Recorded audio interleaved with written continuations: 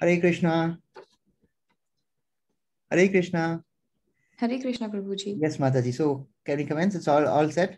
You can Yes, see me. You Prabhuji. can see the Hare Krishna. screen. Everything is all set. Yes, Can you please Prabhuji. confirm? Yeah. Okay. So my notes are also ready. Okay. Today we are dealing with chapter 12, Bhakti Yoga, the concluding chapter of the second part of Bhagavad Gita. So congratulations again. We have now completed. We're going to complete at least the two-thirds of Bhagavad Gita today, right? So let's commence. This is the smallest chapter in the entire of Bhagavad Gita, but profound messages in this chapter. From tomorrow, as I said, we will be stepping into Jnana Yoga. That is from chapters 13 to 18. Okay. Our obeisance to Sri Radha Govinda of ISKCON Mangaluru, our temple deities. Hare Krishna. Pranams to our Guruji. Namo Om Vishnu Padaya Krishna Preshtaya Bhutale Srimate Bhakti Vedanta Swamin Iti Namine Namaste Saraswati Deve Gauravani Pracharine Nirvishesha Shunyavadi Paschatyadi Sutarine. Jai Shri Krishna Chaitanya Prabhu Nityananda Shri Advaita Gadadara Shri Vasari Gaura Bhakta Vrinda. Hare Krishna Krishna Krishna Hare Hare Hare Rama Rama Rama Hare Hare. This is the recap of the chapter we saw yesterday. Yesterday, as you all recall, was when Krishna displayed his Vishwarupa form. And we started off with Arjuna's request to Krishna to show the universal form. But before that, we saw that Arjuna had accepted all the teachings of Krishna and all the messages that that Krishna shared to Arjuna. Arjuna says, "Sarvam Sarvametad Ratam Manye." I take it for I believe all that you have said, my lord, is what he says in chapter 10 itself. And then comes chapter 11, where again he starts off with this confirmation that he has understood and that his confusion and bewilderment has been dispelled. And then after Arjuna asks him to ask Krishna to show the universal form, Lord Krishna gives a brief trailer of what he is going to see, and then gives Arjuna the Divya Drishti to see the universal form. And then we saw Arjuna's description of the universal form. Terrible was the word he used to describe the universal form. And then we saw Arjuna's experience that too, and Krishna's reply, where Krishna too replied that it is a terrible form. And we also saw how devotees do not require the Vishwarupa form. Then we saw Arjuna's prayers to that he offered to the Vishwarupa form, and the pure bhakti which takes us closer to Krishna, so that we will be able to see the Vishwarupa form if it's ever required. This is the overview of today's chapter. As I said, this is the smallest chapter, so only 3 headings. First, we start with Bhakti over impersonalism. This is a very important topic. All the 3 topics today are important, which is why I started off saying that the chapter, though, is small. There's only 20 verses, but very profound messages. And then thirdly, we would be seeing the qualities of a devotee that endears a devotee to Krishna. And you'll also see clear categorization in this chapter. There is no overlapping. It's like first part of the chapter is entirely different, second part of the chapter is entirely different, and the third part is entirely different. Let's now take up verse 12.1. Hare Krishna. Arjuna uvacha evam satata yukta ye bhakta swam parupasate ye chapyaksharam avyaktam tesham ke yoga vettama. Arjuna inquired, which is considered to be more perfect, those who are properly engaged in your devotional service, or those who worship the impersonal Brahman, the unmanifested? As mentioned yesterday, we saw about the Vishwarupa Darshan, right? Some of you might have been surprised by the fact that I mentioned it is not the most important form of the Lord. The most beautiful form of the Lord, as I mentioned yesterday, is the two-handed form of Krishna, who Arjuna has been seeing all his life and was standing right in front of him. As again mentioned yesterday, the Virat Rupa display of the Lord is the display of sheer power of the Lord. Advanced devotees do not require such displays of power. All this I mentioned yesterday. For example, Mother Yashoda was not in the least bit concerned when Krishna showed her the universe in her mouth, right? And also Arjuna did not ask to see the Virat Rupa display for himself. He wanted to who establish who Krishna was to the world, and therefore it is that that he asked for the display of the Vishvarupa form. What Arjuna felt was, as he says in the verse itself, he says he felt scared.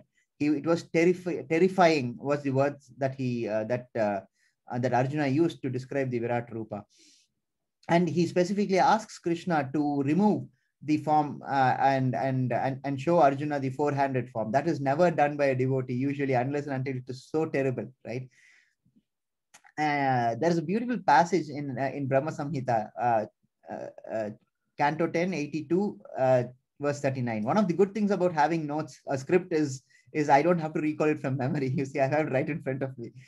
So this beautiful passage is where the gopis are condemning Brahma for having created their eyelids because it blinks, and they don't even want to stop viewing Krishna for that microsecond when their eyes blink, right? So you can imagine when Arjuna says, please remove this form of the Virat Rupa and please show me your four-handed form. You can imagine how hard it would have been for Arjuna to say that because of the terrible nature of the form. It is all power and glory of the Lord, right? So as I was saying, for someone to ask Krishna to take off a form shows how scary it would have been. No one says enough to Krishna's two-handed form. As mentioned before, it is exquisitely beautiful, right? And insofar as this verse is concerned, 12.12, Arjuna is back to asking questions as he usually does. Last couple of chapters he was silent, except for chapter 8, where he asks a slew of 8 questions together. And then tomorrow again, he starts up with another set of 8 questions. So this, for the time being, it is just one question, and is a very predominant question, very important question. Arjuna, throughout the chapter in Bhagavad Gita, we have seen Krishna saying that he is a person, and you have to worship, meditate upon him as a person, and you should engage yourself in devotional service. Now, Arjuna asks the question point blank. He asks, who is better, those who are properly engaged in your devotional service, or those who worship the impersonal Brahman, the unmanifested? That is, the question to Krishna is very clear. Should we follow you in devotional service, or should we worship you in your unmanifested form? Right? And what is meant by unmanifested form? This is what it is. The unmanifested form is just light or energy, correct? And this is the manifested form. This is what you would find throughout Bhagavad Gita that Krishna says is recommended. But let's see what you have understood so far. Let's just run a quick poll, and let's see how it goes. So I'll have to what? Just give me one moment.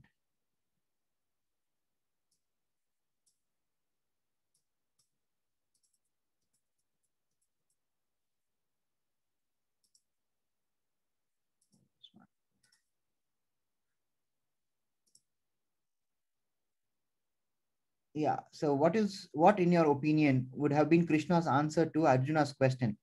Should we be engaged in devotional service, or should we worship the impersonal Brahman? The 3 options: devotional service is the best, worshipping me as light or energy is best, none of the above, karma yoga is the best way. So far, 50% of the class has answered.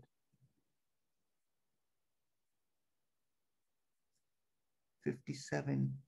Please answer quickly. It's just a matter of touching the correct answer. Let's get on with the chapter 67. Let me wait till 70, 69. Just one more percent to go through. Yes, 72. All right. So I'll end polling in 5, 4, 3, 2, 1, 0. 73% of the class has voted. And this is surprising. I'll just show you the results.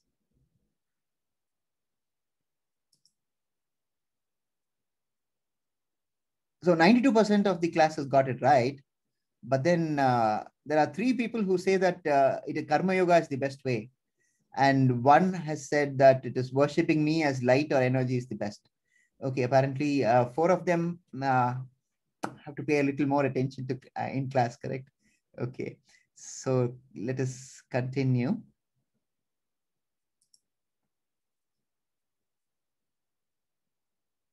Mataji, we are back to the PowerPoint presentation. Yes, Prabhuji.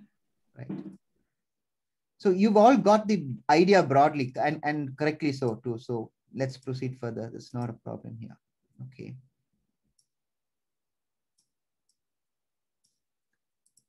12.2. Shri Bhagavan Uvacha Maya Mano Ye Mam Nitya Yukta Upasate Shraddhaya Parayupetas Te Me Yuktatama Mataha. The Blessed Lord said, "He whose mind is fixed on my personal form, always engaged in me, in worshipping me, with great and transcendental faith, is considered by me to be the most perfect." Direct answer, isn't it? Arjuna's question was, which is better, personal form or following in devotional service? Krishna says, he whose mind is fixed on my personal form, always engaged in worshipping me with great and transcendental faith, is considered by me to be most perfect. So what does the Lord say? He says, my personal form. So you have to meditate upon Krishna as a person, not as a light or a source of energy. That is one. The second aspect that you are able to glean from this verse is worshipping me with engaged in worshipping me. So therefore, devotional service is the best way. That's a categorical question gets a direct and perfect answer. Correct. While we are on this verse, I have to mention about a question that we often receive about idol worship. The question is whether when you're saying that Krishna has to be worshipped as a person, are you not advocating idol worship? And isn't that bad? The answer for both those questions is that it is not bad, because you have statues nearly at every corner, every junction of the road, right? That is bad, but not when you're indulging in worshipping an idol, because there are several stages in which you have to cross before you get the idol into the temple, right? There is something called the Shilpa Shastra, which has to be followed in making an idol. So it's not just you make a figurine out of metal or clay or marble and it becomes God. There is something called the Shilpa Shastra which you have to follow. There are specific directions in which you have to make a deity. And then there is also the prana pratishta, which is the establishment of the deity in the temple, which actually it's like the Lord taking birth. It's like the Lord taking an avatar in the temple, and therefore it is the relationship is like a child. So you have to be very cautious when you're having a deity in a temple, because it entails a lot of responsibilities, and you can't miss those responsibilities. Otherwise, you'll get a lot of papa karma with it. So it's a lot of tremendous responsibility to take care of the deity, which is why it is recommended at homes. We generally we avoid having deities, but if you have some, then of course you just have to take a little more care. Pictures are permitted, but deities require some amount of extra care, right? So please have that in mind. 12.34 and 12.3 and 12.4. But those who fully worship the unmanifested, that which lies beyond the perception of the senses, the all-pervading, inconceivable, fixed and immovable, the impersonal conception of the absolute truth, by controlling the various senses and by equally disposed to everyone, such persons, engaged in the welfare of all, at last achieve me. So now Krishna is continuing with the answer to the previous question. The first part he has answered, devotional service is the best, and you have to worship me as a person. Now, Krishna is saying, what are the difficulties attached to meditating upon Krishna as an unmanifested form? Krishna says, but those who worship the unmanifested. So that makes it clear that this pertains to the second part of the question, right? That which lies beyond the perception of the senses. So that is what unmanifested means, because unmanifested means it lies beyond the perception of the senses. You can't feel it with the five senses that we spoke about. The all-pervading, inconceivable, fixed, and immovable. These are all natures, the characteristics of the unmanifested form of Krishna, right? The impersonal conception of the absolute truth. And how do they do this? By controlling the various senses and by equally being disposed to everyone. Such persons, engaged in the welfare of all, at last achieve me. These two words are important. At last achieve me. This itself clearly shows that it is difficult to follow this this procedure. See, you can touch your nose directly like this. This is the most easiest way to touch. But then if you want to take the trouble, you can also go around your nose, your head and touch your nose, right? But then which would be the way that the wise person would choose? He'll touch the nose directly, correct? So why take the roundabout way? It's really not worth the effort when Krishna himself is saying that meditate upon me as a person and engage yourself in devotional service. 12.5. क्लेशोऽधिकतरस्तेषाम् अव्यक्तासक्तचेतसाम् अव्यक्ता हि गति दुःखं देहवद्भिरव्याप्यते.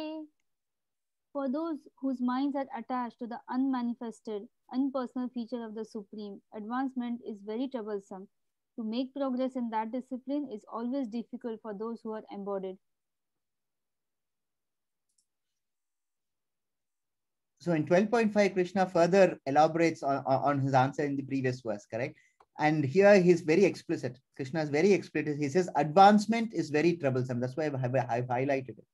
For whose minds are attached to the unmanifested. Now we saw what sort of dedication was required for the unmanifested, right? In the previous verse, we saw that you have to be controlling the various senses and you should be equally disposed to everyone and also be engaged in welfare of all, correct? So all this is what a person has to do to be in the unmanifested, to follow the unmanifested form, correct?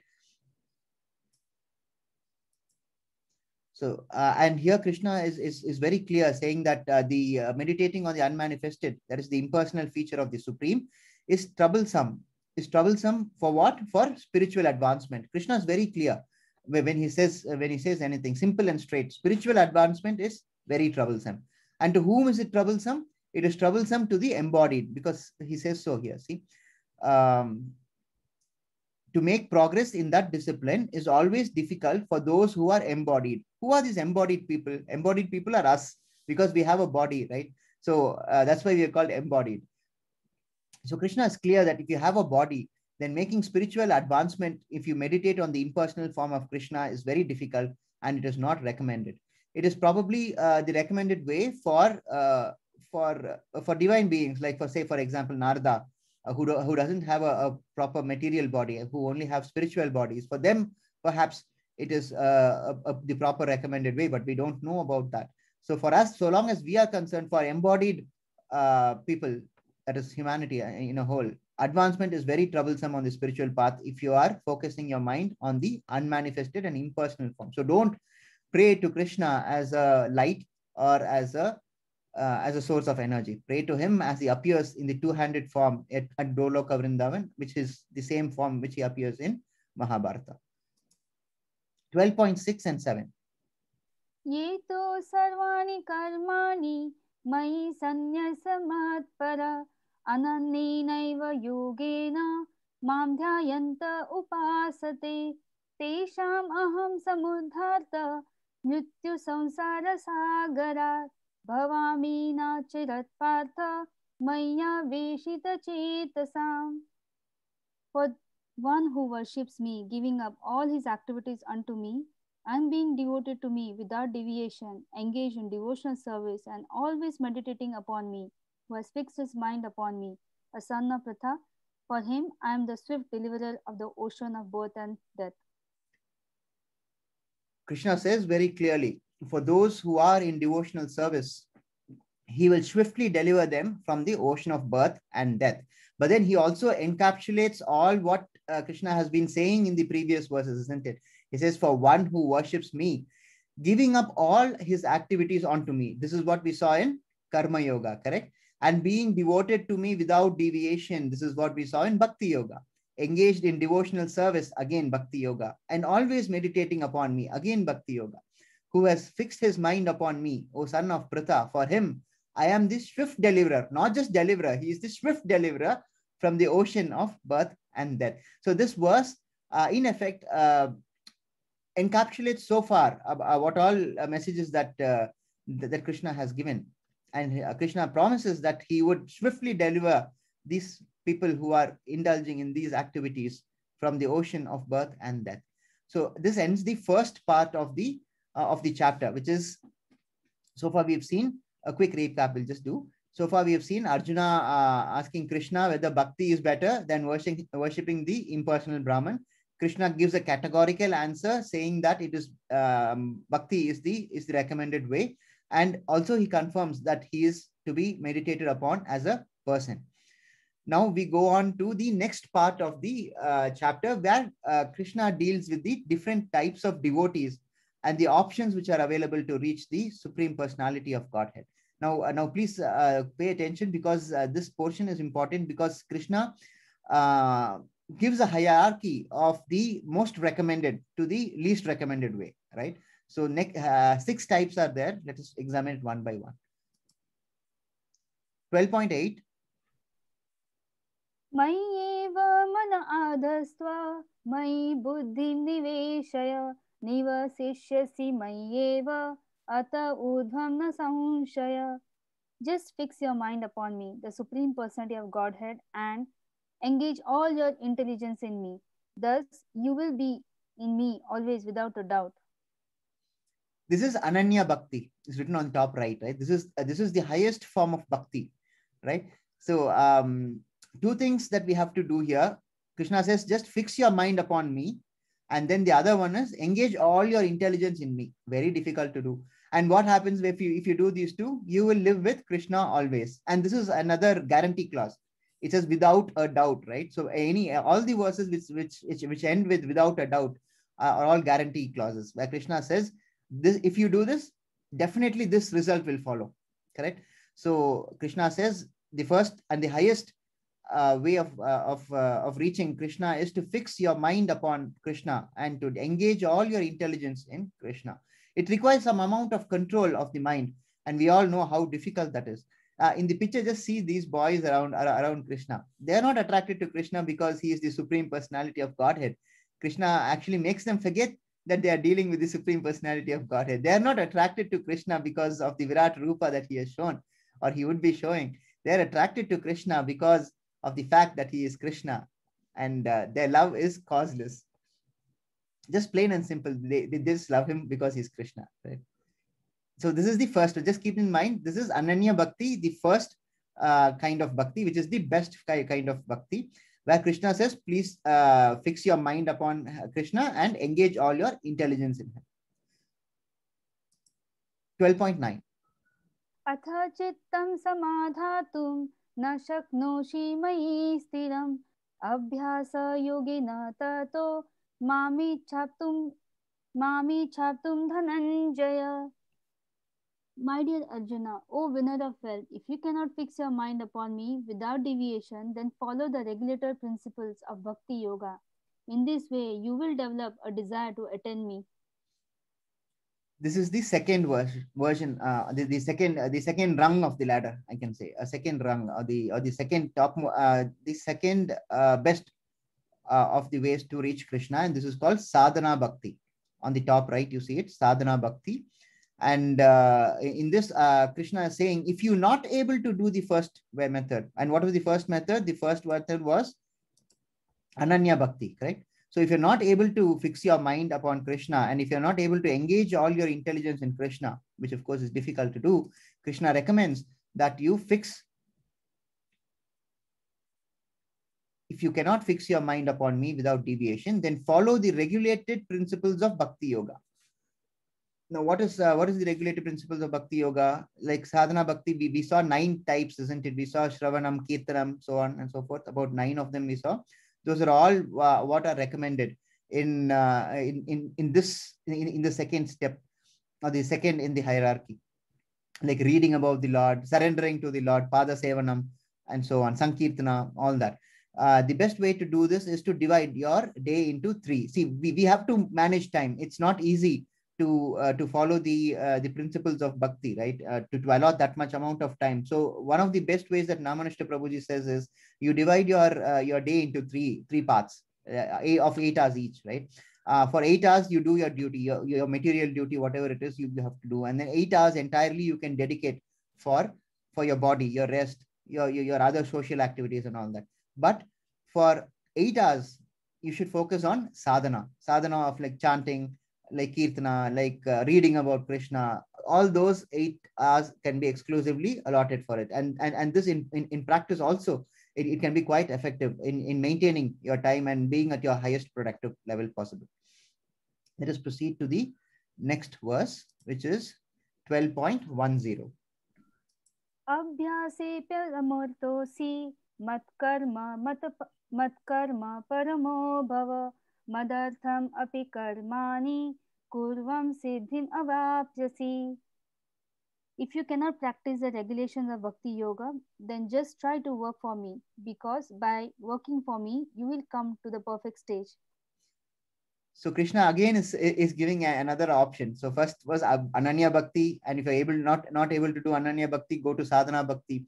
And if you're not able to do Sadhana Bhakti, Krishna says the third way is the Nishkama Karma Yoga. We have seen this term before, isn't it? If you recall our previous verses, previous sessions, Nishkama Karma Yoga is doing work without expecting any result.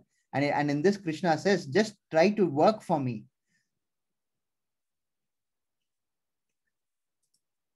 See, generally what happens when we go, I'll just take you back to the previous verse. I mentioned what are the different ways in which you would do devotional service, correct? Like chanting, like Sankirtana, Kirtan, and so on. I also mentioned about the 3 ways in which you, 3 parts in which you have to divide your day. Now that also can turn out to be difficult for some people, right? And therefore it is that that Krishna has adverted to this this Nishkama Karma Yoga, because as I was mentioning, it is a little difficult for people to regulate their time, because time, after all, is the most precious commodity, and most often we find that that our time is not entirely our time. Our time belongs to someone else, because we have other commitments that we have to do. But then those commitments itself, Krishna says, you do it for me. He doesn't say here about dedicating the result to me. I'm sorry, that was an error I made, which is why I got a little confused. Krishna says, you try to work for me. He doesn't say about surrendering the result to Krishna. He says, work itself for me. You should see there are 2 things, right? One, we saw under Karma Yoga that you should dedicate the result. You should not expect the result. You should not indulge yourself in fruitive activities expecting a result. Now, that was one. The other aspect of Karma Yoga is to do activities for Krishna. And it is that activity that Krishna recommends here, Nishkama Karma Yoga, where you do the activity itself for Krishna. I'm sorry, I mentioned it the other way around. I said dedicate the fruits to Krishna, which is the next step actually, but it's not here. So Nishkama Karma Yoga, as I was mentioning, is doing the work itself for Krishna, trying to satisfy Krishna by doing whatever work it is that you're doing. Krishna says, just try to work for me, do something for me, and by working for Krishna, we will all come to the perfect stage, as mentioned here. Now, you take this person in the picture, for example. He's a Mistri, right? If he's doing his work for God, he is engaged in Nishkama Karma Yoga. It's as simple as that. Just do your work to satisfy God. Just before you start any work, whatever work, whether it's material in nature or fruitive in nature, it doesn't matter. You just tell Krishna that I'm going to do this work to satisfy you. And that is Nishkama Karma Yoga, correct? Where you do the work itself for Krishna. The next one is what I mentioned initially, 12.11. Hare Krishna. Athaitadapya shaktosi madhyogama ashita sarva karma phala tyagam tata kuru yatatmavan. If, however, you are unable to work in this consciousness, then try to act giving up all the results of your work and try to be self-situated. Right. So this is what I mentioned as the previous one. I'm sorry, I stand corrected. So this is Sakama Karma. You notice that yoga is missing here, right? I'll tell you why. If you're not able to do Nishkama Karma Yoga, then Krishna says at least do Sakama Karma Yoga, Sakama Karma. And here, it is here that Krishna says, dedicate the result to me. Previously, the work itself was for Krishna, and in Nishkama Karma Yoga, the work itself is for Krishna, and in Sakama Karma Yoga, the result is given up to Krishna. Like to say, for example, give money for good causes. It is like Manav Seva is Madhav Seva, correct? But that does not occupy a prime position like we think. Krishna puts it at the fourth place. You also, as I mentioned, notice that yoga is missing here, right? Why? Because from 4, 5, and 6, there is no guarantee. Krishna does not give a guarantee, because what happens is this: 4, 5, and 6 are routes to go to 1, 2, and 3. Okay. So if you examine 4, 5, and 6 closely, steps 4, 5, and 6 closely, it doesn't say in any of the verses that you will go to Krishna directly. It implies that you go to 1, 2, and 3, and then you do 1, 2, and 3, and then only you reach Krishna. Therefore, it is that this is all 3, 4, and 5 are all not 3. Sorry, 4, 5, and 6 are all one level lesser than 1, 2, and 3. Correct? Because unless you do 4, 5, and 6, you will not be able to go to 1, 2, and 3. Now, we must understand the problem with Manav Seva is Madhav Seva, because a lot of people seem to be under the impression that I'm serving people and therefore it is I'm serving God. No, that's not how it works. You have to serve God independently. You can't serve humanity and then you can't say I'm serving God. Doctors and lawyers actually have a lot of problems with this. They think just because I'm doing my duty to the best of my ability, I'm doing it for I'll be able to satisfy God. It doesn't work like that. It's like the example that Ramanishta Prabhuji says is let's say a drowning person in water, in a pond, right? There's a person who's drowning and you have to go and save that person. Now you jump into the pond and you go and save him, you try and save him, but then you come back only with the clothes. So you miss the soul, right? That's it's no use saving the clothes when you have lost the body. So similarly, here the clothes is the body.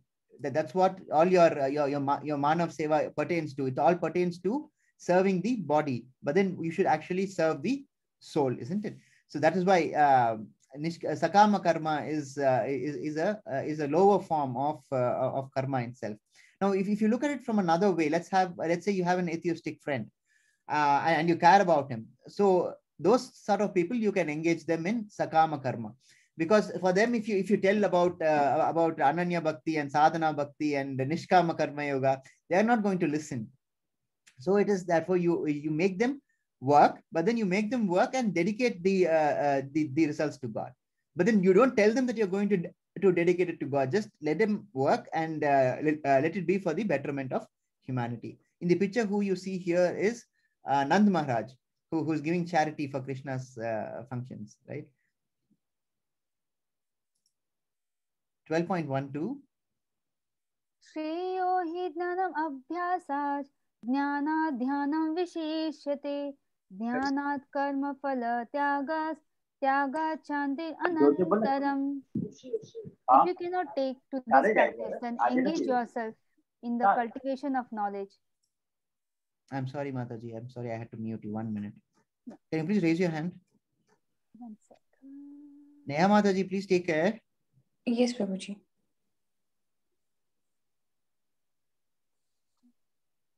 Can you unmute yourself, Mataji? Manisha Mataji? I did now, yes. Yes, please continue. I'm sorry to have muted you. No problem. If you cannot take to this practice, then engage yourself in the cultivation of knowledge. Better than knowledge, however, is meditation, and better than meditation is renunciation of the fruits of action, for by such renunciation, one can attain peace of mind. Right. So this is another option that Krishna gives. If you're not able to do the first 4, at least do this, is what Krishna is saying. He says cultivate knowledge. Interestingly, knowledge is put at the 5th place, isn't it? So knowledge is not as important as the as devotional service, clearly, and it's also apparently not as important as karma, doing the work for Krishna and dedicating the results for Krishna. Right. So what is cultivating knowledge? Develop basic knowledge, like the basic principles, like you're the soul, you're not the body, and then the world is temporary. Then you have to avoid sense enjoyment. All these are elements of cultivating knowledge. But then Krishna is saying better than cultivating knowledge is meditation, and even better than meditation is renunciation of the fruits of action. So again, Krishna here is linking all the 3 others. That is renunciating the fruits of action along with meditation, and also gathering knowledge, cultivating knowledge. But what does this all lead to? This is important here. So Krishna says this all leads to peace of mind. Krishna does not say you will come to me. Yeah, that's very important. You should notice this difference here. For by such renunciation, one can attain peace of mind. It doesn't say that you will reach Krishna. Whereas if you see the first three verses on Ananya Bhakti, Sadhana Bhakti, and Nishkama Karma Yoga, Krishna says specifically that it is a route to Krishna directly. So that is why I mentioned for items 4, 5, and 6, they are only routes to the first 3 levels. So it doesn't take you to Krishna directly. See, engaging in 4, 5, 6, I think there's one more, 7, is more of maintaining yourself before you get the connection, before you get the enlightenment to go on or to get a promotion to the first 3 levels. There is only one, those 3 ways are the only recognized ways to reach Krishna. And that is made very evident in this chapter. So without going into 1, 2, and 3, there is no chance that you will reach Krishna. And with that, I think this chapter completes. This is called Jnana. So 5 is Jnana, correct? On the top right, you see, middle of the page. So first is Ananya Bhakti, second is Sadhana Bhakti, third is Nishkama Karma Yoga, fourth is Sakama Karma, and fifth is Jnana. So there are 5 ways Krishna has given, of which he recommends the first 3 strongly, and then 4 and 5 are routes to 1, 2, and 3. These are sufficient. This constitutes sufficient understanding for this course, correct? Now let's have a quick revision of what we've seen. Krishna says about the different kinds of bhakti so far. Highest is Ananya Bhakti, as I mentioned. Second is Sadhana Bhakti. Third is Nishkama Karma. Only the first 3 take you to the Lord. The other 2 would be a route to the first 3. Right? What we are going to do next is we have concluded the second part of the chapter. Right? Now let us carry on to the next part of the slide, which deal with the next portion of the chapter deals with the kind of devotees that Krishna prefers, or not prefers, I shouldn't say prefers, who are very dear to him. There are 8 verses in this chapter, in this part of the chapter, and Krishna and the Lord speaks about the greatness of his devotees. This portion is called the Priya Ashtaka. Ashtaka, as I mentioned in a question and answer session, also is that it pertains to 8, and it is and in every ending of the verse, Krishna would say that devotee is very dear to him, right? So therefore, when Krishna says it's dear, Priya, so it is called Priya Ashtaka. But all the verses in the next few verses end with are dear to me. Please note. One who is not envious, but a kind friend to all living entities, who does not think himself a proprietor and is free from false ego, who is equal in both happiness and distress, who is tolerant, always satisfied, self-controlled, and engaged in devotional service with determination, his mind and intelligence fixed on me, such a devotee of mine is very dear to me. So all these verses, as I mentioned, would end with is very dear to me. And this is chapter 12, verses 13 and 14. So the layout is like this. We take each of the 8 verses, and for each verse we give an example of the devotee who satisfies what Krishna says in that verse. Now in this verse, the devotee is Sanatana Goswami. Now Sanatana Goswami was the minister of Nawab Hussain Shah.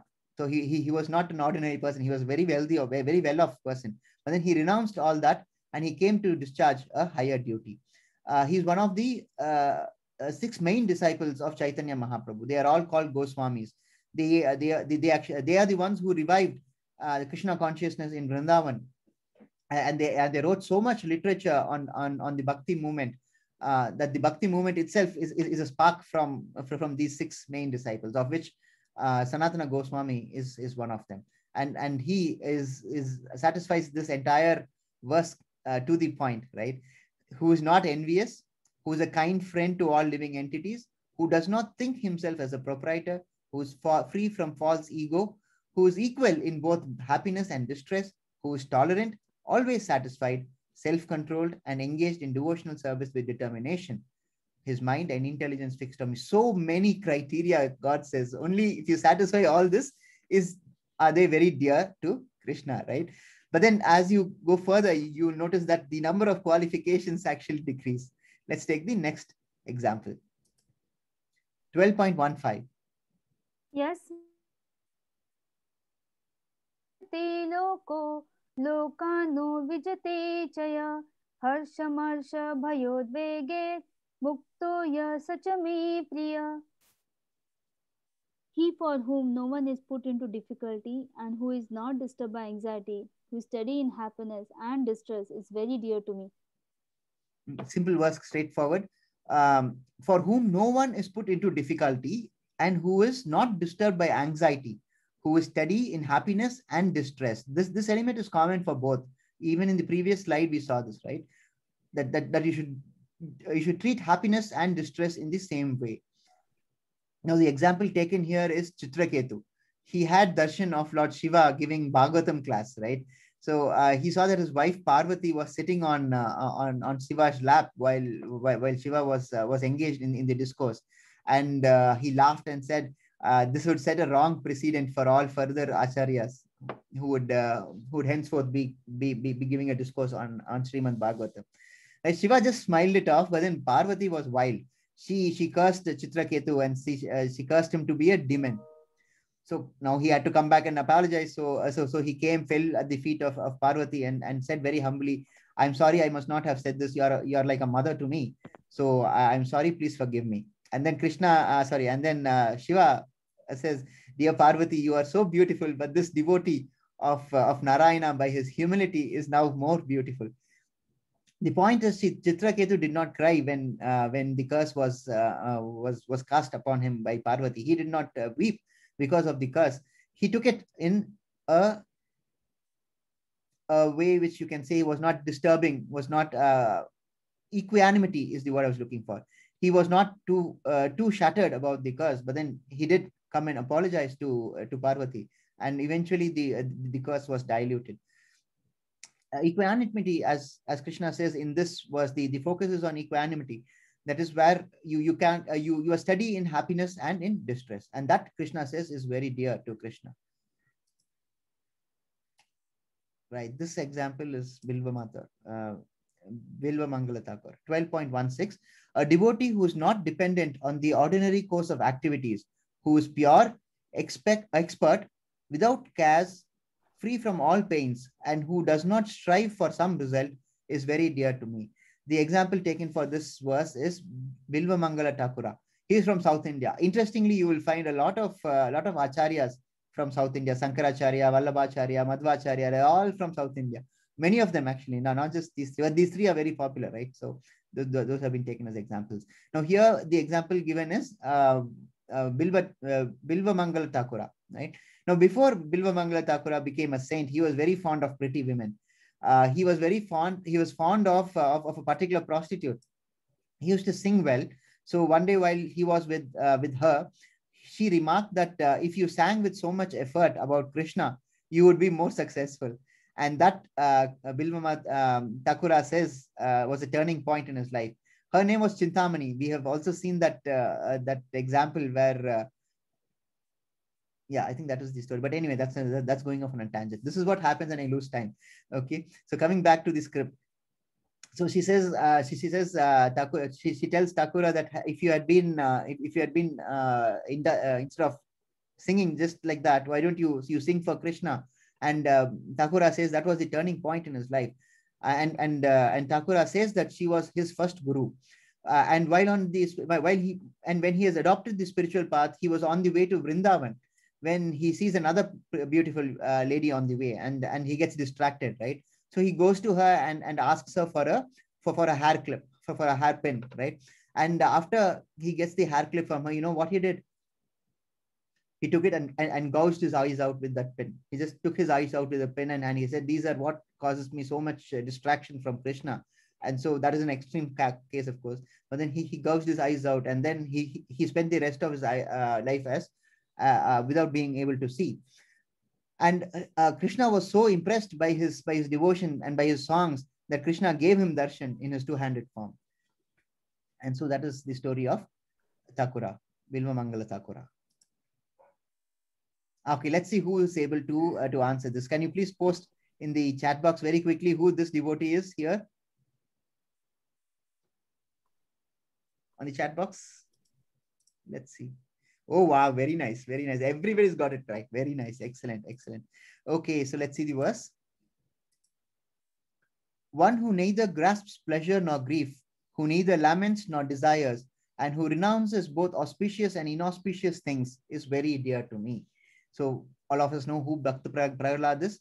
Never wavered from his devotion to the Lord. In spite of there being execution attempts on his life every day by his father Hiranyakasipu, in spite of that, he never wavered. Correct? 12.18, 12.19. One who is equal to friends and enemies, who is equipoised in honor and dishonor, heat and cold, happiness and distress, fame and infamy, who is always free from contamination, always silent and satisfied with anything, who doesn't care for any residence, who is fixed in knowledge and engaged in devotional service, is very dear to me. Okay, so I mean, this requires no explanation, because Krishna has been saying this throughout. The common thread that you would find in all these 8 verses is: do not react to happiness, do not react to distress. Treat everything as the same. Don't allow yourself to be carried away by happiness, or don't allow yourself to be shattered by distress. That is the common element which runs in all these 8 verses, right? And this is the story from Srimad Bhagavatam. This is the story of Amrish Maharaj, a great devotee of the Lord. And here, this personality here is Dhruva Maharaj, Dhruvasa Muni. He was renowned for his quick anger, correct? So he visits Amrish Maharaj on a Ekadasi day. Okay, and Ekadasi day we will have a session on that. I think we should have one shortly, because I think 21st is Ekadasi, correct? Okay. So Dhruvasa visits King Amrish, as I said, and on a specific day, that is Ekadasi. And on Dwadasi, we are supposed to break our fast, right? So he stayed over for Dwadasi, and since Dhruvasa Muni was Amrish's guest, Amrish Maharaj was not able to break the fast, because Dhruvasa was at the lake nearby having a bath, and was taking his own time with it. So there is a specific time limit on Dwadasi on which you're supposed to break your fast, and that time was getting over. So Amrish Maharaj did not want to hurt the sentiments of Dhruvasa Muni. So he asks his ministers to advise him about how to get out of the situation. And his ministers tell him, since you have been keeping a nirjal fast, he hasn't even drunk water, you can drink water, which will have the effect of breaking your fast, but will also have the effect of not offending your guest, because you still haven't eaten anyway, right? So acting on that advice, Amrish Maharaj has a glass of water, right?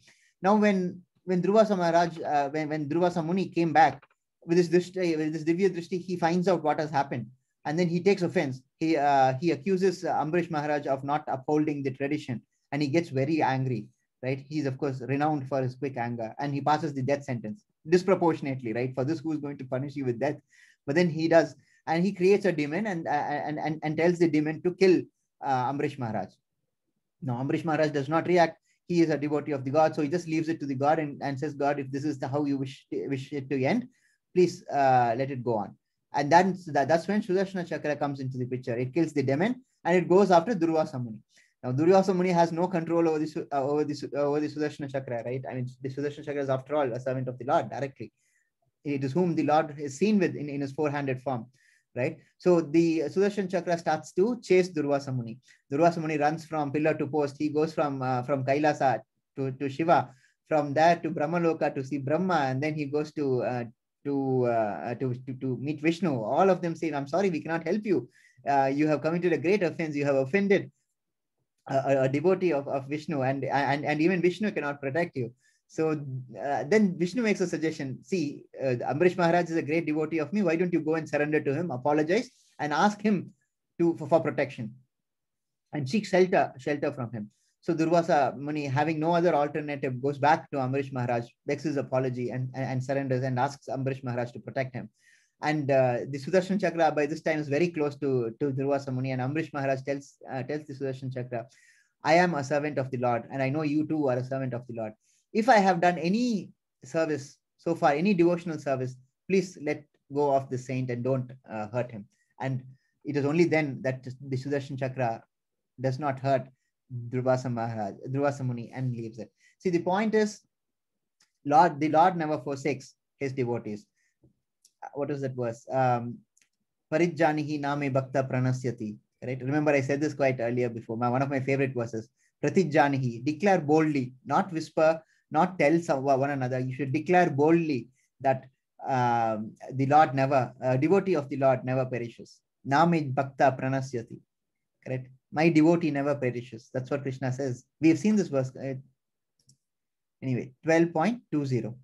He who follows this imperishable path of devotional service and who completely engages himself with faith, making me the supreme goal, is very, very dear to me. This is the final slide for the chapter. The example here is Sudama. You all know the story of Sudama and Krishna and their relationship at Vrindavan, right? At this stage, when Sudama goes to meet Krishna, Sudama is beset with poverty. And his wife tells Sudama, Krishna is so well off, why don't you go ask him for help? Now, Sudama does not want to go, but then since his wife is insisting, he goes to meet Krishna, right?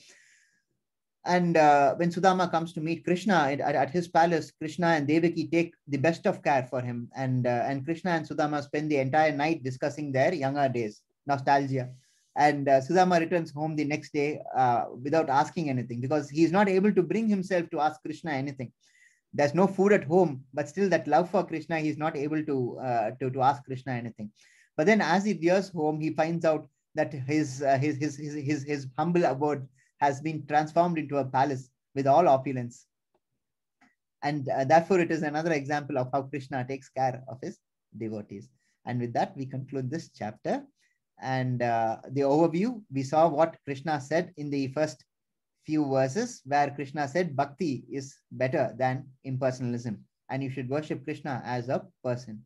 Correct? And then we saw the progressive stages of devotion, five stages we saw, and then the qualities that endear a devotee to Krishna. So in this chapter, there are clear categorization. There is no overlapping. Sometimes most of the chapters, you find that they overlap a lot. The next chapter, chapter 13, is a complicated chapter. Okay, it is like chapter 8, where Arjuna asks those 8 questions about Brahman, Jiva, and all those, Parabrahman, all that comes in chapter 8, right? So similarly, chapter 13 is a complicated chapter. So please, next to tomorrow's chapter, we have to pay some extra attention. Complicated concepts. But that would be the final tough chapter, because after that, it's all quite easy to understand. Hare Krishna. Let's conclude with our respects to our gurus. Om Angyanatimmirandasya Jnananjana Salakya Chakshur Unmilitam Yena Tasmai Shri Guruve Namaha. Vaishnava Pranam. Vancha Kalpatarubhyascha Kripa Sindhubevacha Patitanam Pavanebhyo Vaishnavebhyo Namo Namaha. Hare Krishna. Mataji, can you just please unmute everyone for a moment? Yeah, sure. Done, Prabhuji. Done, right. So I'm going to say Bhagavad Gita ki, and I want you all to say Jai. Okay. Bhagavad Gita ki. Jai. Jai. Prabhupada ki. Jai. Jai. Hare Krishna. Hare Krishna. Thank you so much. Hare Krishna. So Hare Hare Krishna. okay, we have Ashtakam. Hare Krishna. And today we have, as I mentioned. Hare Krishna, Prabhuji, you are mute. Okay. Hare Krishna, Prabhuji. Yes, got it. But Mataji, I've unmuted. Hare Krishna. As I mentioned yesterday as it was mentioned yesterday in the group, we have a special guest today, Prerna Mataji, who will be addressing us on the benefits of the chanting of the Maha Mantra. But before that, let us complete with Ashtakam first. Kishore Prabhuji is here, isn't it? Yes, Prabhuji. Prabhuji, polls would you like to do right now or after Ashtakam? I'm sorry? Polls you would like to do right now? Yes. Thank you for reminding me. Hare Krishna. Thank you, Mataji. Right. So let's go to another poll. Now, this was a poll I ought to have launched yesterday, but somehow I missed. Okay. So this poll would comprise of three questions. Okay. Let's see. Okay. This is the first question. How many levels of secrets are there in the Bhagavad Gita? You remember the Rajaguhya chapter? I mentioned there how many levels of secrets are there. The answers are 3, 4, 5, 2. You have to choose one of those. and then just click next to go to the next question. Is the poll visible? Nobody's voted yet. Yes, correct. Okay. There's only one person who has voted so far. Okay, now the polls are coming in. Excellent.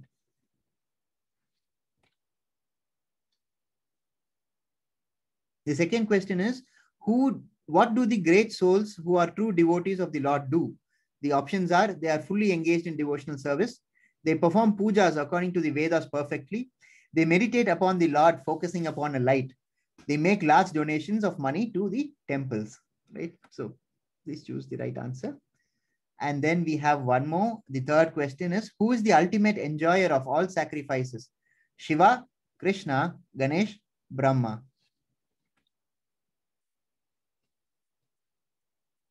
Okay, so far 53% of the class has voted. Let's see.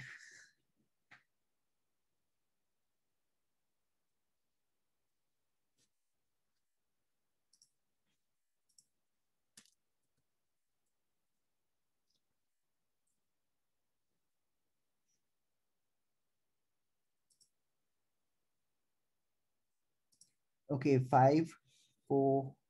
No, wait a second. It's still only 68. It's not at 80. It's not at 70 yet.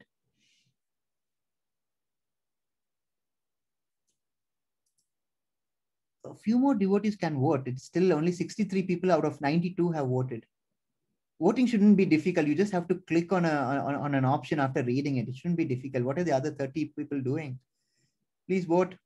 Hare Krishna. As in a democracy, you have to vote. Okay, 70 done. I'm going to end the poll in 5, 4, 3, 2, 1, 0. End polling. Okay, let's share the results. How many levels of secrets are there in the Bhagavad Gita? The correct answer is 3, which 31 people have got it correct, which is good. Okay, but then the percentage is a little low.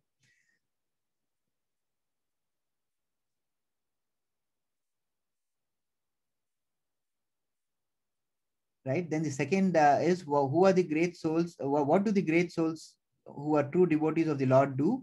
They are fully engaged in devotional service. Good percentage, 94% of the class has voted correctly. And then we have that one person who says they perform pujas according to Vedas perfectly. And then there are these 4 people. I really appreciate the sense of humor of these 4 people. They keep answering wantonly, I think, quite evident. Right. So, but then I think they understand the concepts. It's just that the sense of humor gets the better of them.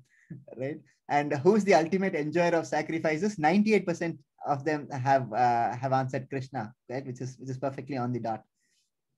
Right. One person has answered Shiva. Okay. Shiva, as I mentioned, is not just a demigod. He is beyond a demigod. He is Krishna turned into curd. Like as I mentioned, right? Milk and curd. As Heth pointed out, it's from the Brahma Samhita, the example from Brahma Samhita. Milk can turn into curd. Krishna can become Shiva, but then Shiva does not to that level become Krishna. Right? So I think Prerna Mataji, I requested her to. Oh, we've completed class on time today. Wonderful. So let me stop sharing the results and Ashtakam now, correct? Okay. Hare Krishna, Mataji, please take over. Hare Krishna, Prabhuji. Hare Krishna, Kishore Prabhuji. Hare Krishna, Mataji. Hare Krishna, Prabhuji. Hare Krishna. Hare Krishna, devotees. Yeah, can you please share the screen, Mataji? Yes, Prabhuji.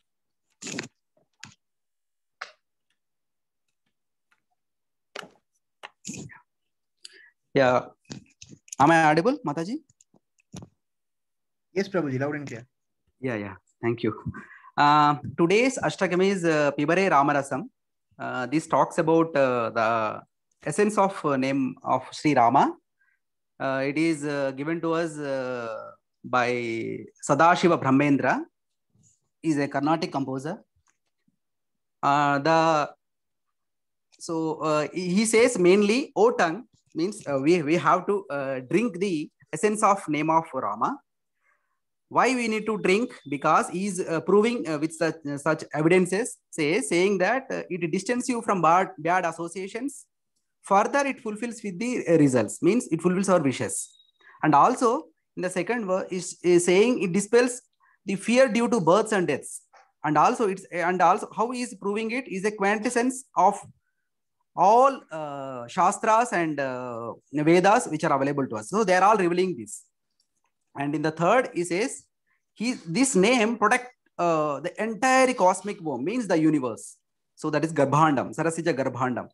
So, and also it purifies all our poisons, whatever we have the poisonous things in our minds. And it is also recited by pure and enlightened masters in all ashramas, across all ashramas. And how he is proving it? Sages like Shuka, Shaunaka, Kaushika Mukha, all have drunk this Ramarasam. So please enjoy this Kirtan. Hare Krishna. Pibare Ramarasam, Pibare Ramarasam, Rasane Pibare Ramarasam, Pibare Ramarasam, Rasane Pibare Ramarasam, Pibare Ramarasam, Rasane. Durikrita Pataka Samsargam Urita Nana Vidha Palavargam, Durikrita Pataka Samsargam Urita Nana Vidha Palavargam, Pibare Ramarasam, Rasane Pibare Ramarasam, Pibare Ramarasam, Rasane. Janana Marana Bhaya Shoka Viduram Sakala Shastra Nigama Gamasaram, Janana Marana Bhaya Shoka Viduram Sakala Shastra Nigama Gamasaram, Pibare Ramarasam, Rasane Pibare Ramarasam, Pibare Ramarasam, Ramarasam. Paripalita Sarasija Garbhandam Parama Pavitri Krita Pashandam, Paripalita Sarasija Garbhandam Parama Pavitri Krita Pashandam, Pibare Ramarasam, Rasane Pibare Ramarasam, Pibare Ramarasam, Rasane. Shuddha Paramahamsa Ashramagitam Shuka Shaunaka Kaushika Mukhapitam, Shuddha Paramahamsa Ashramagitam Shuka Shaunaka Kaushika Mukhapitam, Pibare Ramarasam, Rasane Pibare Ramarasam, Pibare Ramarasam, Rasane Pibare Ramarasam, Ramarasam, Ramarasam, Ramarasam. Hare Krishna. Wonderful, Prabhuji, wonderful. And thank you for taking care of the mic situation also. Wonderful. Really pleasant. Thank you. Hare Thank you, Krishna. Prabhuji. Hare Thank Krishna. you. Yeah. Hare Hare Krishna. Hare Krishna. Thank you, Prabhuji. Dear It was devotees, exciting. as mentioned in the message on the group yesterday, we have with us Prerna Mataji to address us about the benefits of chanting of the Mahamantra. On behalf of all the devotees in this class and my co-host Neha Mataji, I extend a very warm welcome, very warm and heartfelt welcome to Prerna Mataji. Hare Krishna Mataji. Hare Krishna Prabhuji, Hare Dandavat Krishna. Pranam. So nice. Hare So nice Krishna, of you to Mataji. join us. Hare Krishna Neha Mataji, and thank you so much Kishore Prabhuji. You have a very nice voice, and thank you so much for singing so beautifully for Krishna. Prerna Mataji is a student of Namanishta Das Prabhuji. I wanted to say a lot about Prerna Mataji, but then her characteristic humility, she has literally forbidden me from saying another word. But then I just wanted to add one fact. Prerna Mataji has a wonderful YouTube channel called Nitai Bliss. You will find videos of her classes in this channel, but the creme de la creme of the channels are the Sanskrit slokas and the way she teaches how to memorize those slokas. What limited slokas that you have heard me mention during class, I have learned only from Mataji's videos. The link of the channel will be posted in the group today. Devotees are encouraged to explore the channel. It is needless to say that it is a treasure trove of wisdom. So I conclude again by welcoming Prerna Mataji and thanking her for accepting our invitation to address us today. Hare Krishna Mataji. Hare Krishna Prabhuji, thank you so much. My humble obeisances to His Divine Grace, A.C. Bhaktivedanta Swami Prabhupada, and all his disciples for bringing all of us into Krishna consciousness and keeping us spiritually secure. My humble obeisances into Namanishta Prabhu, Temple President of ISKCON Mangaluru, who's also my Shiksha Guru and who has mentored me, guided me throughout. And out of his great affection, he has provided us this Zoom platform wherein people like us can learn, can share, and can grow spiritually. So all this is out of Namanishta Prabhu's affection that he is sharing his glory with us. So this is the heart of his devotee.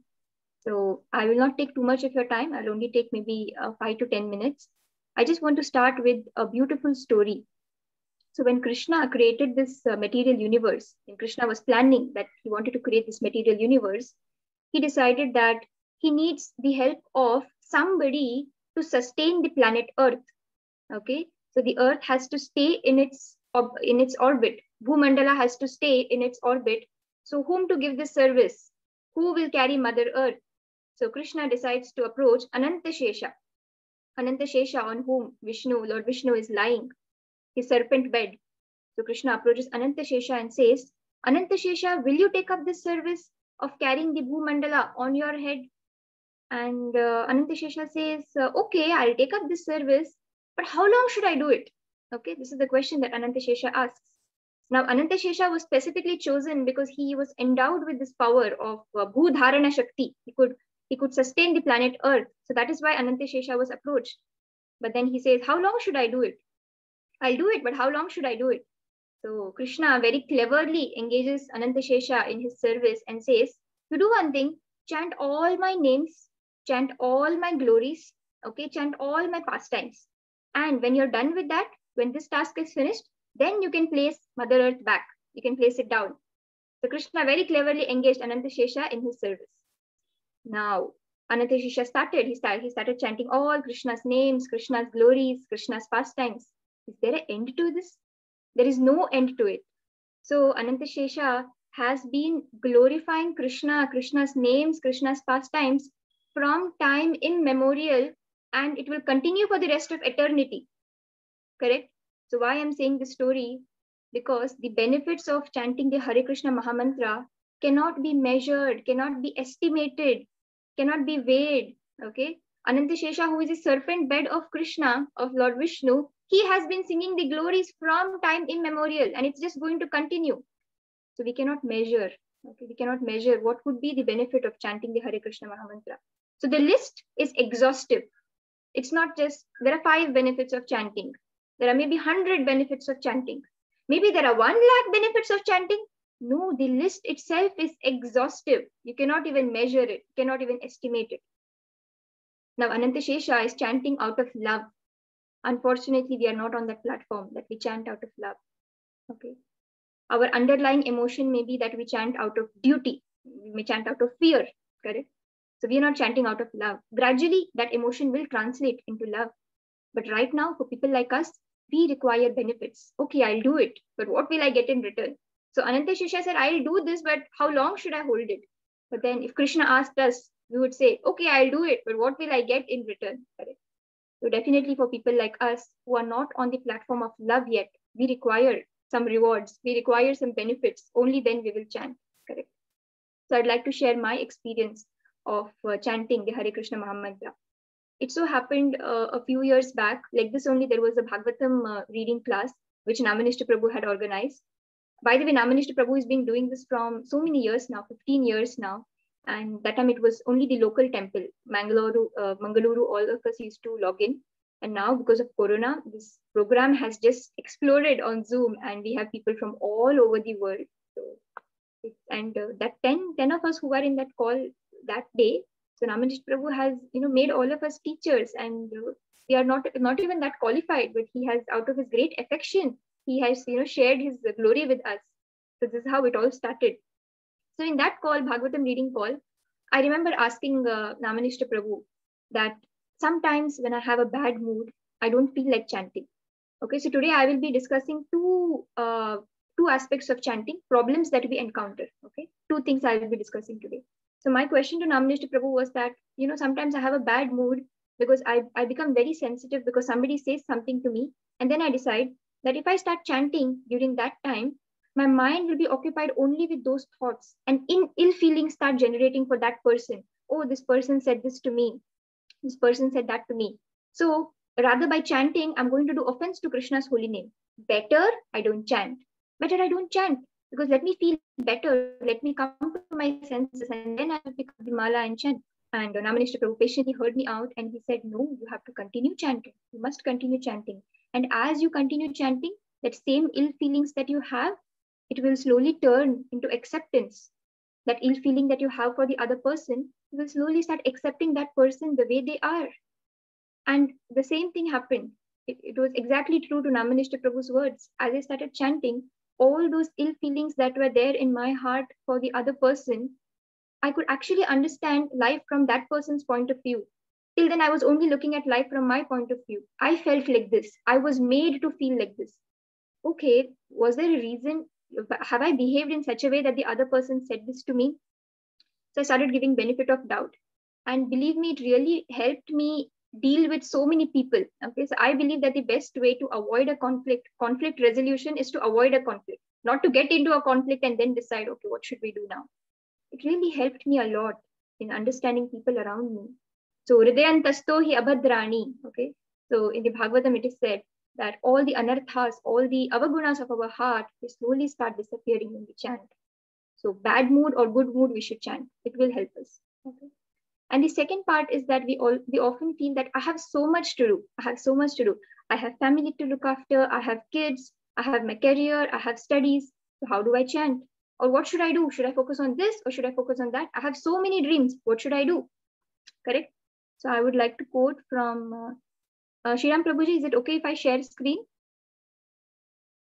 Certainly, Mataji, I made you co-host. Okay. So this, I'm quoting from the Srimad Bhagavatam, Canto 10, Chapter 9 and verse 5. So yesterday I was happening to read this particular verse, and what amazed me was in the purport, Srila Prabhupada writes, he quotes this verse of the Gita. Now, this verse is from the 10th chapter, Shloka number 10. And Srila Prabhupada writes, Tesham satata yuktanam bhajatam priti purvakam dadami buddhi yogam tam yena mam upayanti te. And Prabhupada writes in the next line, in Krishna consciousness, everything is dynamic. Krishna guides the devotee what to do first and what to do next on the platform of absolute truth. Okay, so here Krishna is saying, Dadami buddhi yogam tam. Krishna is saying that I will give you the intelligence to act. Okay, so this is intelligence to act. Yes, what should I do? What should I prioritize in life? Should I do this or should I do that?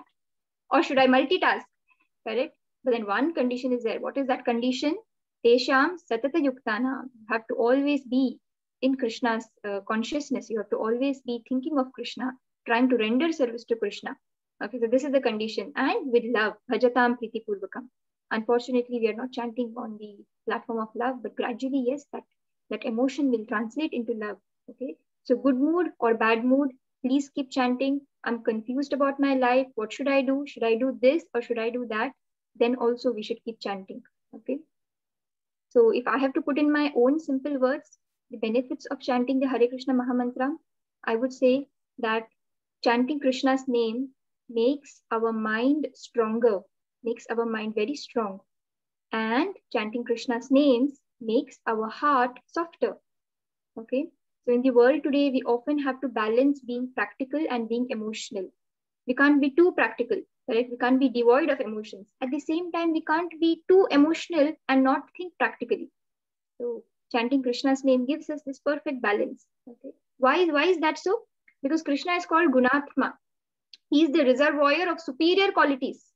Okay. So when we chant Krishna's name out of his mercy, out of his affection, he will bless us with those superior qualities so that we are able to function in this world and ultimately go back to Krishna. Okay, so I encourage all of you, whatever you are doing in your life, you're a homemaker, you're a student, you work somewhere, please take 10 minutes of your day and chant the Hare Krishna Mahamantra. That is how we all started. And we all are experiencing so much of peace and satisfaction during this pandemic when actually people are in distress. Okay, we all are actually together because of this Hare Krishna Mahamantra. Okay, so thank you so much for having me here and sharing my experience with all of you. All glories to Guru and Gauranga. Hare Krishna. Hare Krishna, Mataji. Thank you so much for that short but beautiful discourse. Very nice message to all. Under all circumstances of life, one has to chant.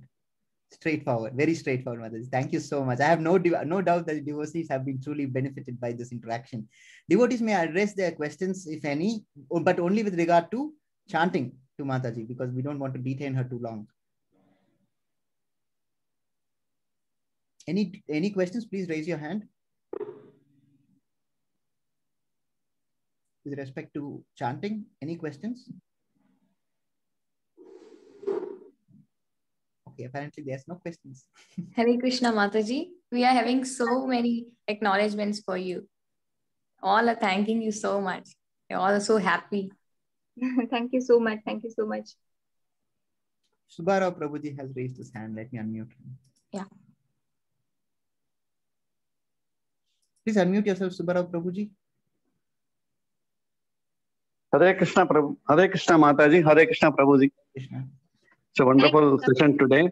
And Madam has very briefly told about Hare Krishna chanting.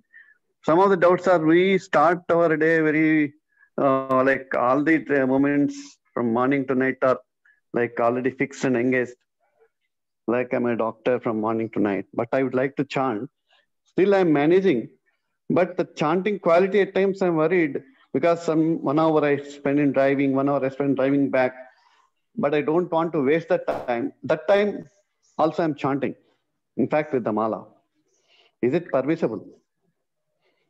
Yes, actually, while doing chanting, it's recommended to give undivided attention only to chanting. So if you're able to at least take out 10 minutes exclusively for chanting, that would be recommended. That is what I would say. Because Krishna likes attention. Krishna loves attention. Some malas I do like that. But this time also I do malas like that. Then I have to count it or not. Because my desire is by day endings, I am finishing 16 rounds. Because I take it a target. First I started at 1, 4. Now I am doing 16. But the 16, some of the rounds are in whichever time that is available and whatever action I am. Okay. Yes, Prabhuji. If that's the only way then you're chanting, then you should try to chant some rounds. If only some rounds you're chanting that way, then it is still okay. So I can understand that you are struggling so much and you want to complete the 16 rounds, which is very nice, Prabhuji. Very nice. I really appreciate your dedication. What's the guidance for me? Should I count that or just count only the malas what I do? Yes, it is recommended to count our rounds. We have to always count our rounds. Because that is the meter for spiritual progress. We know that we are progressing spiritually. So Acharya has given a specific number of rounds or how many ever number of rounds that you decide to chant a particular day. So you have to keep it up. You have to keep it up and gradually increase. should not decrease, but it should gradually increase. Mataji, what Prabhuji is asking is perhaps that these rounds which he does while driving, or when his mind is not entirely focused on the chant, would those also count towards the 16 rounds that he's doing otherwise? Okay, that way. Yes, Prabhuji, it would count. It would count, but when we are not able to give that total attention to Krishna or our chanting, then it is recommended that that kind of rounds we do after finishing our 16 rounds, correct? So our 16 rounds has to be done dedicatedly. And then throughout the day also, yeah, it's not that once I finish the 16 rounds, I keep the mala aside and then do whatever I want throughout the day, correct? So throughout the day also, while cooking or whatever it is, all the things in which our exclusive mental attention is not required, we can always chant. We're cooking something, okay? So many of the times when we are doing something, we are working on autopilot mode. It's not that we are giving complete attention. All those activities can be spiritualized by thinking of Krishna, chanting Krishna's names. All those things can be done. But our regulated number of rounds that we do, we have to do it with exclusive attention. So this is my understanding. So like I do 4 rounds at home within that time, and another 12 rounds I'm doing like that either at office work or on the driving. So should I say myself I'm a 4-round person or a 16-round person? That's my question. Yes, Prabhuji, you are chanting all the rounds, but you can also understand, because when you're driving on the road, so definitely people drive and they listen to music, but chanting is more like meditation. So it is recommended that you take out some time in the morning and you do, or again, you do 8 in the morning, 8 in the night, something like that. Okay. Hare Krishna, Prabhuji. Thank you. Hare Krishna, Mataji. Thank you. Thank you. Hare Krishna, Galaxy. You can unmute yourself. Hare Krishna. Hare Krishna, Mataji. Hare Yes. Krishna. Why Hare Rama in the mantra? Why Hare Rama in the mantra? Okay. Yeah. Hare Krishna, Hare Rama actually refers to Balramji in the mantra. So Hari refers to Radharani, and Rama actually refers to Balramji in the mantra. Okay. Thank you so much. Can you please elaborate the meaning of the mantra, please, once again? The meaning of the Hare Krishna Mahamantra? Yes, yes. Which is, I think, it would be more closer to the heart when we chant. Okay, yes. So there's a very, very small pastime of the Vraja Leela. Once Radharani, she wanted to eat a fruit. So she walks to the tree and she tells the tree, she orders the tree, bend down, I want to pluck your fruit. And Krishna, he comes and stands behind Radharani and he says, no. He tells the tree, no, don't do it. And Radharani says, no, bend down. She orders, bend down, I want to pick your fruit. And again, Krishna stands behind and he says, no, don't do it. And the tree decides to ignore the request of Krishna and bends down and allows Radharani to pluck the fruit. So Radharani is the queen of Vrindavana, and without her mercy, nothing happens in Vrindavana. So without Radharani's mercy, none of us can actually get the Krishna Prema. So what are we doing while chanting the Hare Krishna Mahamantra? We're actually asking for Radharani's mercy. Hare refers to Radharani, Hara Devi. She's called Hara Devi because she gives pleasure to Krishna. So the meaning of the Hare Krishna Mahamantra is, O divine energy of Krishna, please engage me in Krishna's service. And when we do that, Radharani then recommends us to Krishna and says, Oh my dear Lord Krishna, please accept this devotee. Please accept this devotee. Okay. So that is the mood in which we chant, that please engage me in your service. Please engage me in your loving service. Okay. So this is the meaning of the mantra, and this is the bhava and the mood of the mantra. Thank you, Mataji. Thank you so much. Thank you. Hare Krishna, Mataji. There's a question in a chat box by Mukesh Prabhuji. Can I chant in breaks, like not the full 108 mantras in one go, in breaks? Yes, all these things are recommended, Prabhuji, after you have chanted your specified number of rounds. Okay, so your specified number of rounds, you have to do one entire mala and you have to do it dedicated. Okay. Next question is by Suresh Prabhuji. Mataji, what is the ideal time for chanting?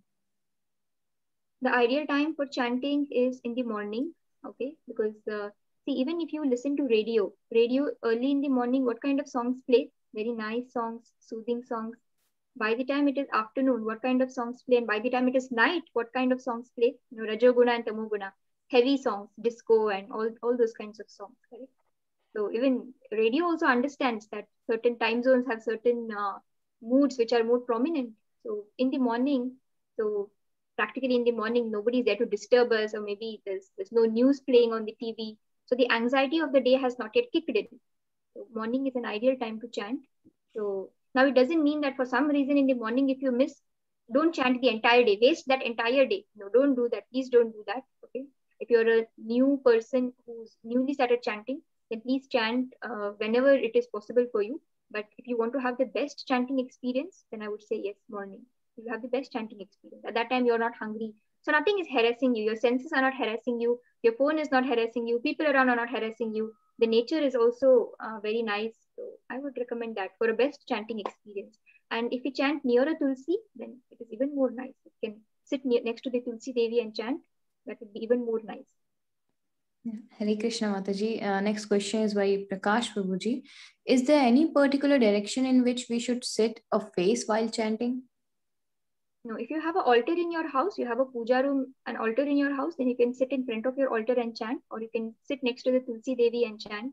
So Tulsi Devi, if you see Tulsi plant, so she has small like hairs. So it is said that Tulsi Devi is always in ecstasy. She's always in ecstasy thinking of Krishna. That is why her hairs are always standing on the end. Okay. So that is why we become a part of her service and she becomes a part of our service to Krishna. Therefore, we should chant sitting next to Tulsi Devi or chant sitting in front of the altar. Yes, Mataji. That's all with the questions. We have completed the questions, Mataji. Yes. Thank you so much, Mataji, for joining us. Hare Krishna. Thank you so much, Mataji. Yeah, thank you so much, Prabhuji. Naminister Prabhu speaks very high of you. So he told me that you study so much of Bhagavatam, and he was mentioning that you are so sincere and you are so dedicated, Sri Ram Prabhuji.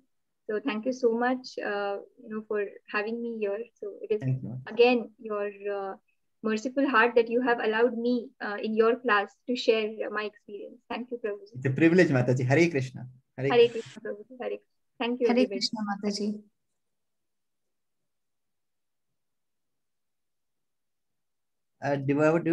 Devotees, we can continue with our regular question and answer session.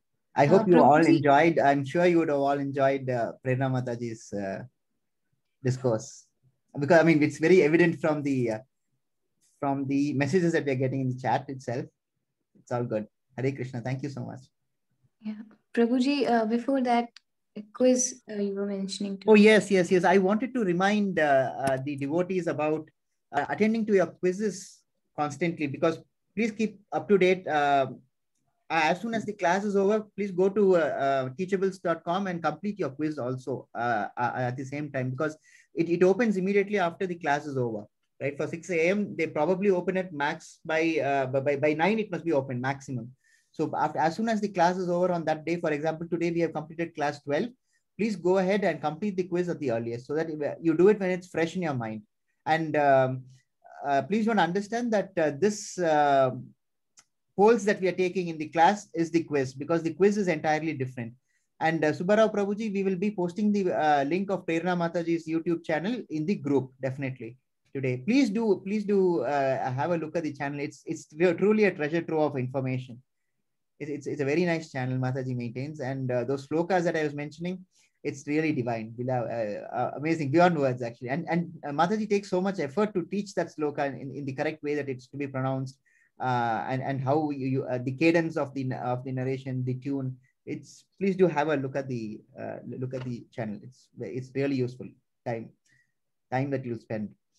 Prabhuji, yes, can Mataji. we continue? Yes, Mataji. Hare Krishna, Nidhi Mataji. You can unmute yourself. Hare Krishna, Prabhuji. Hare Krishna, Mataji. Hare Krishna. Actually, you mentioned about deity worshipping. Yes. I have deity in my house. Like, I didn't know that there are some rules how the deity is built or all those things. I just found them beautiful and I got them.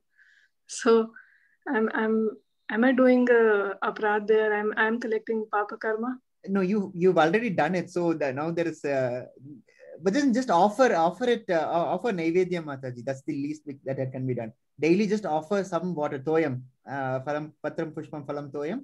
Just offer one fruit, one little water. Just keep it next to the deity and just offer it to the deity. That is the minimum that you can do. Because house, of course, the deity would also understand that it's not in the temple, right? So a little amount of leeway is given if at home. What I meant to mention in the class was that it is more strict when it is the temple, but when it is at home, there is a little amount of leeway, but not as relaxed as it is when you have a picture. So at least you should offer it a little amount of water and some fruit or something for it to partake. It's not fair for you to have a deity and not present anything to it. Sure, Prabhuji, sure. Hare Krishna. Hare Krishna. Hare Krishna, Mukesh Prabhuji. You can unmute yourself. Hare Krishna, Prabhuji. Hare Krishna. One small question. Please, forgive me if it is, not the appropriate one. In my opinion, whatever I have understood so far, Krishna ji is everywhere. He's in all forms, whether material or immaterial. Why are we insisting on an idol worship? When he's there in every form, why do I need a particular posture of him or a photo of him? Is he not everywhere? Why that particular form needs to be worshipped? That was my question, Prabhuji. The question is, why do we need a deity when God is omnipresent? Correct. God is everywhere. Why do we have to have him in a specific form? Correct. Yes. So the answer is air is everywhere. I'll answer your question with another question. Air is everywhere. But then why do we fill our tires with air then? Since it is everywhere, but why do we need air in tires? Mataji, let's not unmute him. Let's yes. Prabhuji, please unmute us. It is the same analogy, Prabhuji. Air is everywhere, correct? But yet we have air specifically filled in tires. Why is that? So Prabhuji, I think yes, for the tire, the tire to function, it needs air, and therefore I can go to any pumping station and fill air in my tires. I don't go to a particular pumping station because air is everywhere. It doesn't make a difference. Yes. Same is the question that I have in mind is God is everywhere. So if I am, let's say, outside a mosque, I'm just taking an extreme example. God is there as well. Why don't I pray outside a mosque just in case I'm there? Or if I'm, you attended all the sessions. There was something I mentioned today about impersonal form, about how you should not see Krishna as light or energy. Correct. So if you're outside a mosque, you definitely are not going to see an idol there, because their basic foundation is that you cannot have idols as gods. Correct. Correct. So therefore, it is when we mention Krishna recommends that you worship Krishna as a person. So in front of a mosque, if you're going to worship him as light and energy. See, as long as you're worshiping, you're fine. But then Krishna says, if you're worshiping, why don't you worship me as a person? So therefore, it is that we have idols. Okay. Thank you, Prabhuji. Hare Krishna. Hare Krishna, Sripad Prabhuji. You can unmute yourself. Hare Krishna, Prabhuji. Hare Krishna, Prabhuji. How come your video is not on? Usually you have your video on. Yeah, I will. No problem. If you're comfortable, otherwise don't bother about it. Please go on. No, for the last 2 days, I was out of town, so I couldn't attend the live session. When I returned back, I viewed it on the YouTube. Okay. My question is about yesterday's discourse. That is about the Virat Darshan. Until Krishna gave the Virat Darshan to Arjuna, he was in the understanding that Krishna is his friend and he is driving his chariot. Not a supreme lord is his charioteer, but a friend is charioteer. Had I been in Arjuna's place, when Krishna gave the Virat Darshan, I would have felt guilty. I would have apologized him that you are overqualified for driving a chariot. You please be seated in my chariot. I will appoint some other ordinary person for driving the chariot. So why he didn't feel like that? And there is one more possibility. Let me answer this question first, and then we'll go to the second question. Yes, will do. Okay, so the answer to your question, Prabhuji, is Arjuna does feel guilty. He tells Krishna in so many words, when I was with you, I have insulted, I've dishonored you. Dishonor is the word used. I've dishonored you in our general talk as friends, and also among other friends, I have dishonored you. I'm so sorry, Krishna, forgive me. He says so in so many words. But then you must also appreciate the fact that he is in the battlefield. And Krishna has promised that he will not take any weapon against the Kauravas, right? Right. And see, so far as Arjuna is concerned, he might feel guilty, but then Krishna is very clear. For him, Arjuna is a great devotee, correct? Therefore, it is that Arjuna does not ask him to take the rear seat, nor does he offer to take the front seat. In fact, I'll tell you one more thing about this. In the battlefield, there is so much noise, right? And that Krishna is not able to hear the instructions that Arjuna is giving him. Go left, go right, go fast, go slow. Those things you don't hear. So what he tells Arjuna is, you keep your feet on my shoulder. Keep your feet on my shoulder, and you press on the left side means two times you tap, or you press harder. That means go fast. There's a code that they work out. So you see, Arjuna has his feet on Krishna. Imagine that. Imagine that. You see, that's the mercy that the Lord shows to us. That's the love that God has. Causeless mercy, causeless love. There's absolutely no reason for him to show so much of altitude, right, to Arjuna. But then still he does, because Arjuna is a true devotee, correct? And therefore it is that Arjuna did not offer, neither did Krishna revoke. Yeah. Hare Krishna, Prabhuji. Hare Krishna. Nice question it was, though. Hare Krishna. And the second question is, when he realized that Krishna is the Supreme Lord, and why Arjuna's confidence level didn't exceed. And I would have said that Krishna is the Supreme Lord is on my side. So I don't need help from any of my brothers. Myself and Krishna, we are enough to fight the Kauravas. Correct, true. But then they are there to fight anyway, so they would as well get another assistance. They are there, so why not take their assistance? That's right. That's right. You're right. See, for that matter, Krishna, if he wants to really put things into perspective, he can just by a mere thought destroy the entire thing, correct?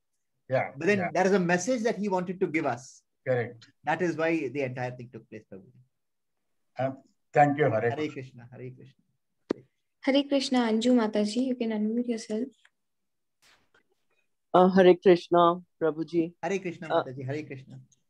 The reason I haven't been, making offerings in the temple at home on a regular basis is because the day I start doing that, I know that whenever there is nobody at home and we go out, I would feel guilty that I have left my Krishna hungry and I have not offered something today.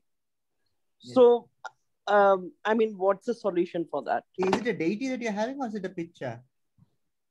I have right now I haven't got a deity. Okay, then you're fine. Then you're fine. If it's a deity, you have a little of a worry. Otherwise, it's fine. Prabhuji, decades ago, I had bought a deity. I brought him home, Radharani and Krishna, but I haven't placed them in the temple since then. Okay.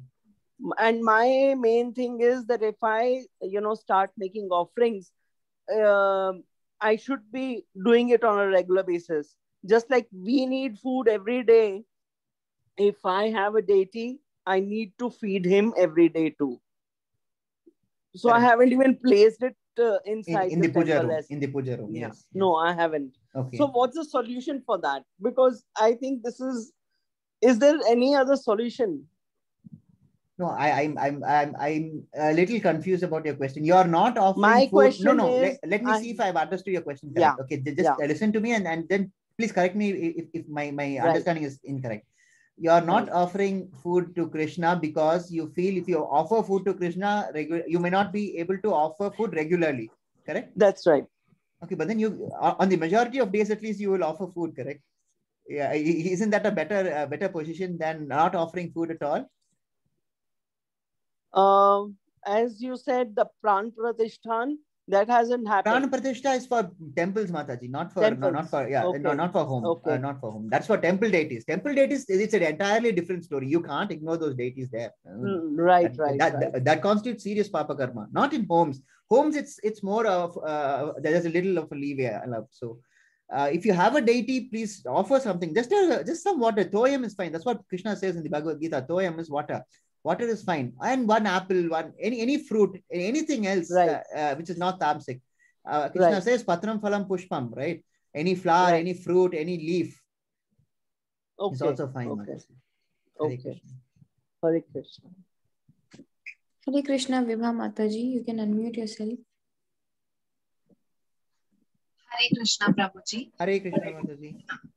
Prabhuji, you had mentioned when we were discussing Sakama Karma, that Manav Seva cannot be equal to Madhav Seva.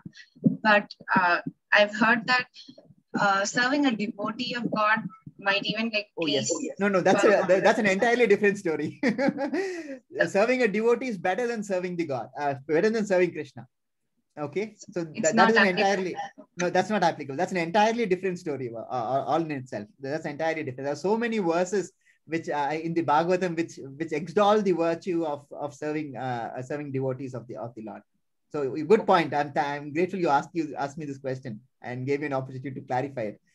Insofar as devotees are concerned, God Himself says that devotees, that the true devotee of Krishna are better than Krishna itself. So if you're serving them, there's an entirely different story. But you see, when you say serving, generally what you understand is the social service thing, without classification you serve. That's different. What I mentioned in the class pertain to that aspect. But when you are serving in the temple, for example, to devotees, that is a totally different aspect of it. Thank you for asking it. Thank you. Hare Krishna, Kanak Mataji, you can unmute yourself. Hare Krishna, Prabhuji. Hare Krishna. Prabhuji, I just wanted to ask, which Vedic literature do you prefer me to read? Actually, we Indians are provided with so many Vedic and spiritual literatures. So sometimes it becomes confusing. They even contradict each other. Like in Vishnu Puran, it is stated that Lord Shiva is the expansion of Lord Vishnu. But in Shiv Mahapuran, it is stated that actually Lord Vishnu and Lord Brahma are the expansion of Lord Shiva. So it becomes really difficult to verify the authenticity. So please instruct me, Prabhuji. Mataji, see, you can do things two ways. You can do it a complicated way or you can do it an easy way, correct? There is, as you rightly pointed out, so many Vedic literatures in India. A lifetime won't be sufficient if you start even reading. I presume you're young, but still, if you start reading today continuously, you'll still not be able to exhaust all the Puranas, all the Upanishads, all the Vedas. Very difficult thing to do. So you initially started off with this question that which is the best book to read?